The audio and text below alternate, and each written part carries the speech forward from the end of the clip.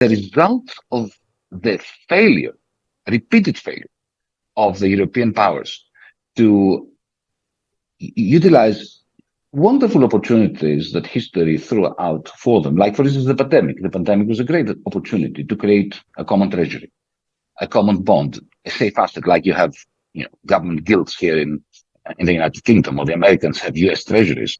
We don't have something equivalent in Europe. And if you don't have that, you cannot have a common social policy. You cannot have a common defense policy. You simply cannot fund it. The former Greek finance minister, Yanis Varoufakis, warning that Europe had turned Greece into a debt colony. Well, he's now written a new book called Techno-Feudalism, What Killed Capitalism, in which he warns the tech companies are now running the global economy. And Yanis Varoufakis joins me now. Hello. Hello, very good to be with you. No, it's good to have you with us. Now, so Europe was in crisis, an economic crisis, when you were in government in Greece. Is it in crisis again? Is it a political crisis this time? No, I mean, it is a political crisis, but it is the repercussion of the same crisis that you refer to in your introduction that began in 2008, 2009, 2010. That crisis never went away. It's a mistake to talk about the new crisis. That crisis was simply it's a bit like, administering large doses of cortisone to a cancer patient. This is what the European Central Bank did by printing 5-6 trillion euros. But that money was completely and utterly wasted because it did not become productive investments. So for the last 15 years, in Germany in particular, a country full of surpluses, swimming in money, in a budget surplus and particularly a trade surplus, there was no investment. So for the last 15 years, the productive capacity of Europe has been depleted. Today, the German economic model, the German business model is finished, it's kaput. It cannot be revived. It's beyond repair. And the result is that continental Europe is falling behind China and the United States, which have not made the mistake of practicing universal austerity with asset price inflation created by the central bank. So the economic crisis you referred to initially has spawned an awful political crisis, and the center is not holding. It's not just that there's a shift to the right. The pendulum between left and right has always been part and parcel of liberal democracy. Now what has happened is the center has fragmented, it is breaking down, and essentially, in a way that reminds me brutally of the mid-war period, the center-right is effectively ceding power to the xenophobic, racist, ultra-right. And you represented a party of the radical left.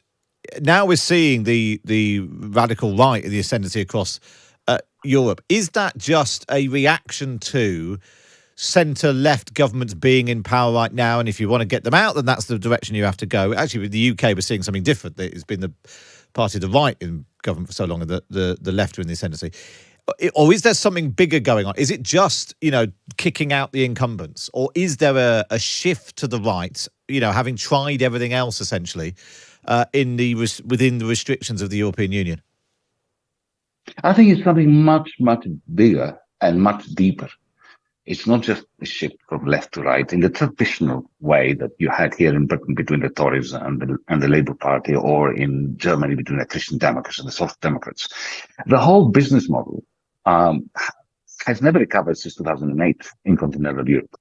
The creation of the euro meant that the attempt to save the euro, which was a successful one, essentially impeded the capacity of continental European capital to accumulate, to reproduce itself, to invest, to keep up with the Joneses, especially in the United States and China, regarding the new technological revolution, essentially electrification, battery technology, green energy. Those are the technologies of the future, and continental Europe failed to invest for 15, 20 years. It doesn't matter whether it's the center-left. Look at the center-left in Germany. It's completely collapsed. Olaf Scholz remains chancellor only in name, but also the center-right. The center-right in France, in Italy has completely disappeared. And now we have a fundamental shift to a kind of right wing, which has rejected neoliberalism. It has rejected, in British terms, if you want, Thatcherism. It has embraced social democracy for white Christians and cruelty towards brown people. Think of Le Pen, think of Orban, think of the Alternative for Deutschland. And these are the right-wing forces that are taking over. It's not the conventional center-right, which is just in the same kind of state of disrepair as the center-left. You talked about Europe, the European Union, Brussels punishing Greece after the economic crash. Do you, and now we look at the way that the countries, voters in different countries seem to be responding, particularly in these European Parliament elections. Is the European project, the United States of Europe, the European Union, as a project, is that ultimately doomed, do you think? Absolutely. It's already doomed. It's finished. If you look at the last 20 years, you will see 2 or 3 occasions when the European powers that be had an opportunity to bring about the changes that were necessary to make federation possible. Remember, Margaret Thatcher was very worried that the euro was federation through the back door. She was wrong. It wasn't even that. It was a monetary union which spawned as a result of the terrible design. That's where Thatcher was right.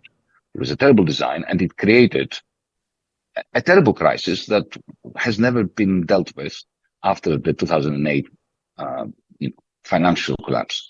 And the result of the failure, repeated failure of the European powers to utilize wonderful opportunities that history threw out for them, like, for instance, the pandemic. The pandemic was a great opportunity to create a common treasury, a common bond, a safe asset, like you have government guilds here in the United Kingdom, or the Americans have US treasuries.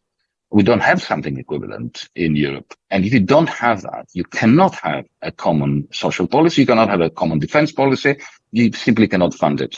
And the result is, of course, everyone for themselves, and a kind of union which is essentially reproducing misery. If you look at the Green Deal, which was supposed to be the big flagship of the previous administration under Ursula von der Leyen, the president of the European Commission, it was just smoke and mirrors. They talked about 1 trillion euros being invested in green energy. Didn't happen. They are now talking about the defense union. They simply can't afford it. And they can't afford it because they have not made the moves that were necessary to bring about a political union. And now I'm very much afraid that because the European industrial sector is falling so fast behind the Chinese and the Americans, that now they don't have the capacity to fund the political union. So that's the long answer to your question. Is it doomed? I believe it is doomed. What about British politics? I know you're a close follower of it. You're often in the UK. You were a supporter and ally of Jeremy Corbyn during his time as leader. Twice went to the country, twice failed to become Prime Minister. Seeing what's happened with Keir Starmer in the ascendancy, having sort of run on a very Corbynista ticket to become Labour leader and then ditched most of it since. Your brand, when we look across Europe, or even in the UK, your brand of left-wing politics, the politics of Jeremy Corbyn, that's dead, isn't it?